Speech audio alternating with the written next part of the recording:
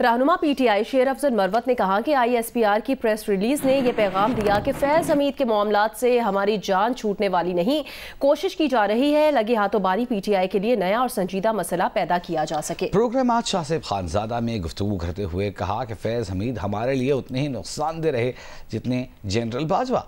फैज हमीद की कुर्बत की वजह से हमें रजीम चेंज ऑपरेशन में भी कीमत चुकानी पड़ी। फैज हमीद के बायस हम आज भी फंसे हुए हैं, उनकी वजह से हमें कोई फ़ायदा नहीं हुआ। बाकी कोई ताल्लुक नहीं रहेगा या घेरा तंग होने जा रहा है इमरान खान साहब और तहरीक इंसाफ के गिर्द इस मिलिट्री ट्रायल से? ISPR ने हैंड आउट या प्रेस रिलीज जारी किया है, इससे तो एक पैगाम इन्होंने दिया है कि फैज हमीद जो है उसके मामलात से हमारी जान छूटने वाली नहीं है। फैज हमीद जो है वो इतना ही हमारे लिए नुकसान दे रहा है जितना बाजवा, और इनकी कोशिश ये है कि लगे हाथों जो है एक नया और संजीदा मसला जो है खान के लिए पैदा किया जा सके, क्योंकि इसमें तो शक नहीं कि फैज हमीद अपने दौर में जब ये सही थे, दुनिया कहती है कि जी वो बड़ी कुर्बत रखते थे, और उनकी इस कुर्बत की वजह से जो है रिजीम चेंज में भी हमें शख्साना या कीमत अदा करनी पड़ी, क्योंकि रिजीम चेंज में बहुत सारे जर्नल जो कि उम्मीदवार थे आर्मी चीफ बनने के, उनको खदशा थे कि कहीं खान इन्हीं को न बना ले। हम इनकी वजह से फंसे हुए हैं, कोई फायदा नहीं मिला।